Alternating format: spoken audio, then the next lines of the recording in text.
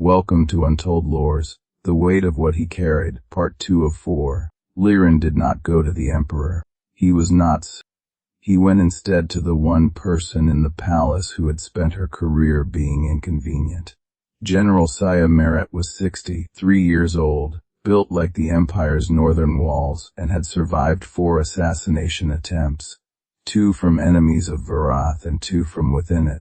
She commanded the home garrison and had loudly opposed the war with Kale from its first day, citing logistics and precedent in a manner that made her superiors deeply uncomfortable. Liran had catalogued her military correspondence for 5 years. He had never spoken to her directly. He arrived at her office at the 6th hour of morning with his letters wrapped in measuring cloth and a prepared statement so logical that he had rehearsed it 4 times on the way there. He delivered exactly none of it. Caden read the first letter, set it down, read the second, and then looked at him with an expression that told him she had suspected something like this for a very long time. That was the first thing that unsettled him. She did not reach for a guard. She did not call him a traitor.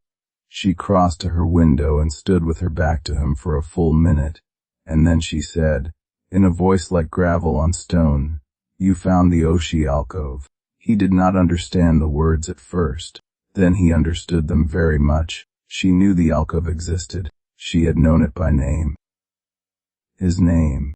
His family name was on a hidden room filled with evidence that the Empire was a lie. The room had been his family's room. He stood in the middle of her office with his rehearsed statement dissolving in his throat, and said absolutely nothing. Saya turned from the window and studied him the way a veteran studies a landscape for ambush points. She told him that the alcove had been sealed by his grandfather, a former archivist named Olanashi, 32 years ago. His grandfather, whom Liran remembered as a quiet elderly man who smelled of cedar oil and never spoke about his work, had discovered the same letters decades before Liran was born. Olan had copied key passages into a personal cipher, hidden the chests, and died of a fever 3 years later without telling anyone. Except, apparently, a young military officer named Caden who had been his student. Liran sat down without being invited. Saya didn't comment on it. She told him the rest in a flat, careful voice. His grandfather had believed the letters were a weapon, not a weapon of destruction, but of negotiation. Evidence that could force the throne to end a war without the expense of winning it. Olan had been waiting for the right moment. The right moment had never come. Then he had, and the letters had waited in the dark for 32 years, until a structural survey brought his grandson to the right wall at the right moment. Liran looked at his hands.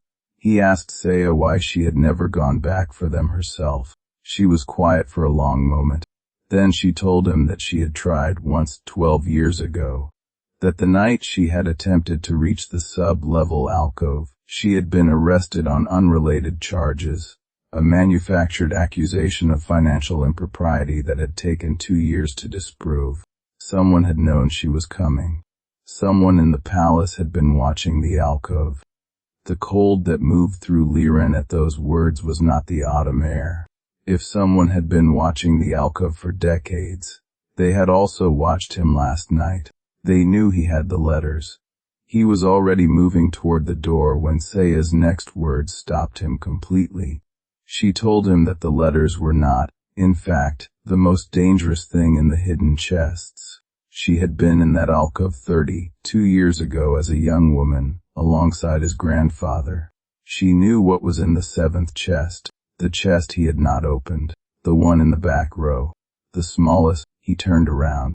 She crossed to her desk and laid both hands flat on it and told him in the quietest voice she had used that morning that the 7th chest contained the instrument of Varath, the weapon that the founding myths claimed had been used to win the sacred founding war, except it had not been used in a war.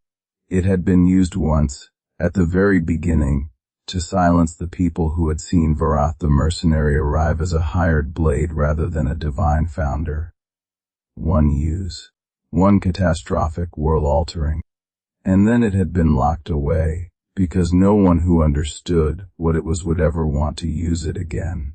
It had been locked away by Liran's grandfather, the man who had been trying to use its existence as leverage, not to fire it, but to prevent anyone else from firing it. And now, Saya told him, her voice dropping to nearly nothing, it was no longer in the chest. The seventh chest was empty.